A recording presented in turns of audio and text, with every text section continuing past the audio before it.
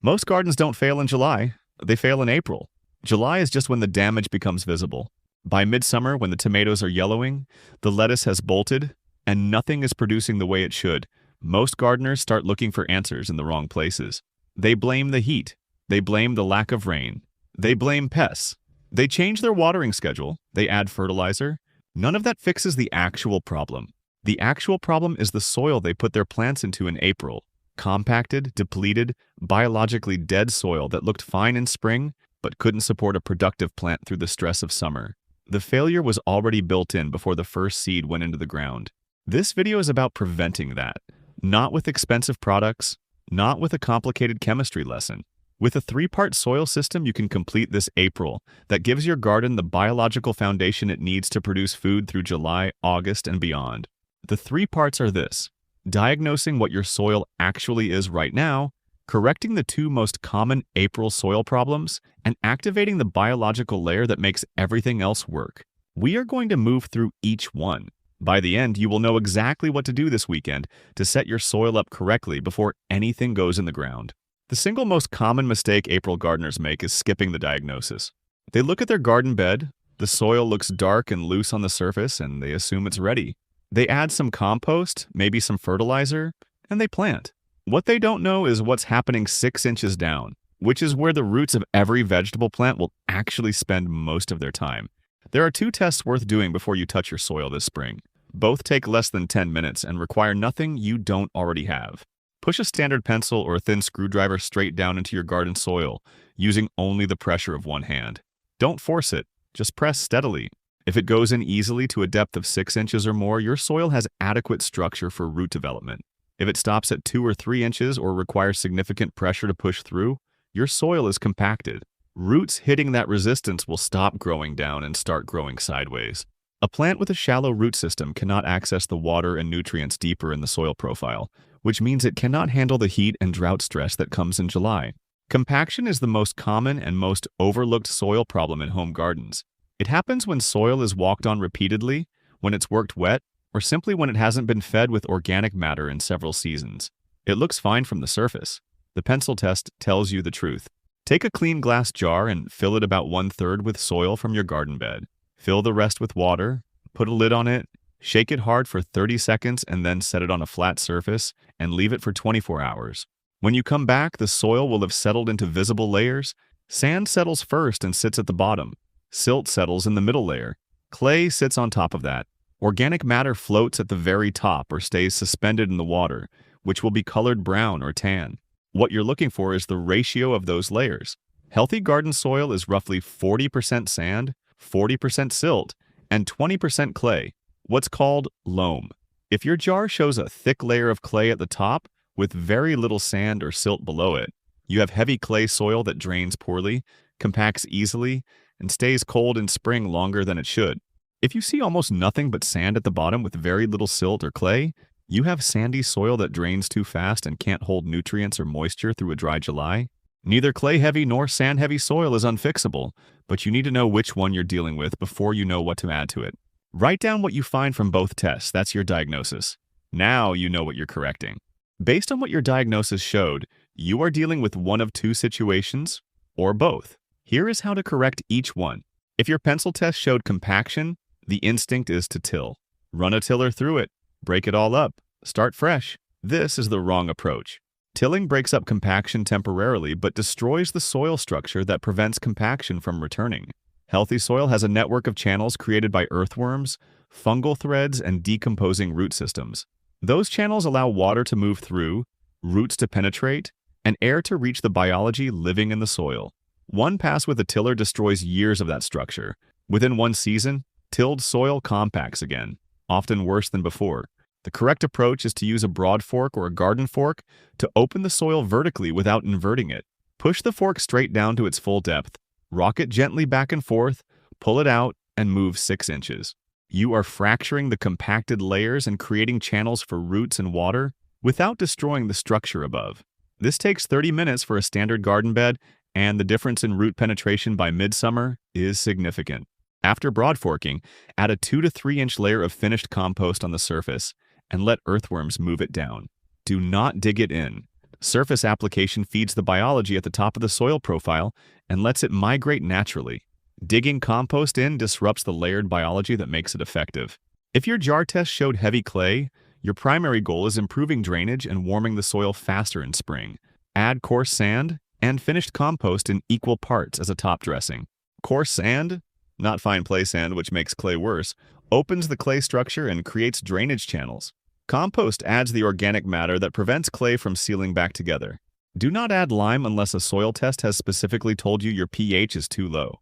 This is one of the most common April mistakes.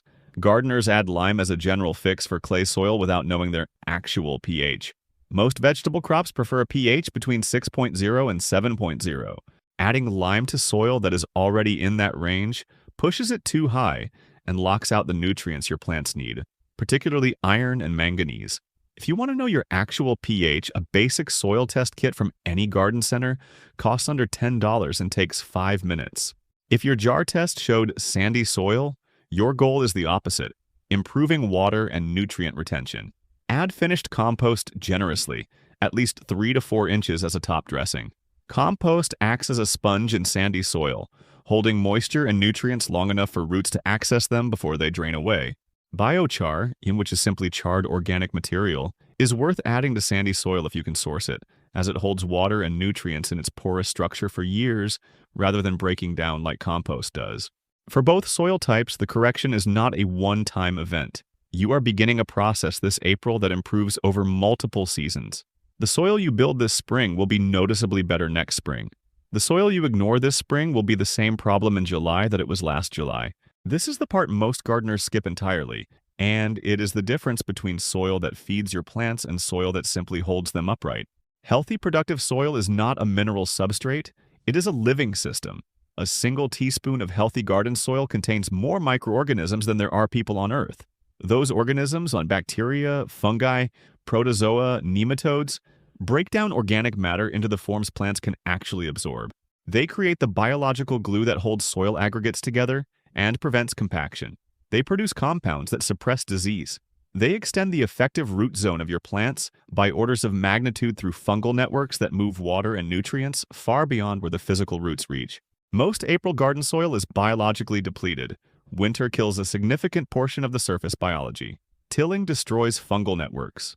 Synthetic fertilizers applied in previous seasons reduce microbial populations over time because they make the plant independent of the biological exchange that microbes depend on for their food source.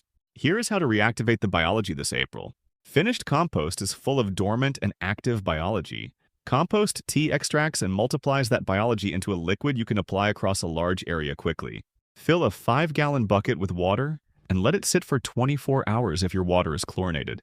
Chlorine kills the biology you're trying to cultivate. Add 2 generous scoops of finished compost in a mesh bag or old pillowcase. Add a tablespoon of unsulfured molasses as a food source for the bacteria. Drop an aquarium air pump into the bucket and let it run for 24 to 48 hours. What you end up with is a liquid concentrate of living soil biology. Apply it directly to your garden bed with a watering can, saturating the soil surface. Do this once in April and once more in May. The biology you introduce will establish and multiply in the soil if it has organic matter to feed on, which is why the compost top dressing from Part 2 matters. Mycorrhizal fungi are the most important members of the soil biology network for vegetable production. They attach to plant roots and extend their reach by up to 1,000 times, accessing water and phosphorus from areas the roots themselves could never reach. A plant with an active mycorrhizal network is a fundamentally different plant than one without. More drought-tolerant, more nutrient-efficient, more productive under stress. Most depleted garden soil has very little active mycorrhizal presence. You can reintroduce it directly. Mycorrhizal Inoculant is available at most garden centers and online for under $15. It comes as a powder or granule. At planting time, dust the roots of your transplants or place a small amount directly in the planting hole before your seedling goes in. The fungi will colonize the root system within weeks and the network will expand through the season. This is one of the highest return investments you can make in your soil for the cost. A single application at planting time delivers benefits through the entire growing season, and the fungi persist in the soil in subsequent years if the soil biology is maintained. I put together an Amazon store with everything I use for soil preparation. The link is in the description below. The final step in activating your soil biology costs nothing and requires no action at all. It requires restraint. Do not leave your garden bed bare after you have amended and inoculated it. Bare soil loses moisture rapidly, heats unevenly, and allows the surface biology to die back before it is established. Cover the surface with a thin layer of straw, wood chips, or dried leaves immediately after amending. This layer moderates soil temperature, retains moisture, and provides a continuous food source for the biology you have just introduced. Do not walk on your amended beds. Compaction after amendment undoes the work of the broad fork and collapses the channels you have opened. If your beds are wider than you can reach comfortably from the side, lay a plank across them to distribute your weight when you need to access the center. And do not add synthetic fertilizer to a bed you have just inoculated with biology. Soluble synthetic nutrients bypass the biological exchange entirely. The plant takes up the nutrient directly and has no reason to feed the fungi and bacteria that deliver nutrients naturally. A well-amended bed with active biology does not need synthetic fertilizer in its first season. Feed the soil and let the soil feed the plant. That is the system. It takes one weekend to implement, and it determines what your garden looks like in July. If you are starting from a patch of lawn or bare ground with no existing bed, the next step after this is building your soil base from scratch for zero cost. I covered that system in full in my last video, which is on the screen now. I'll see you over there.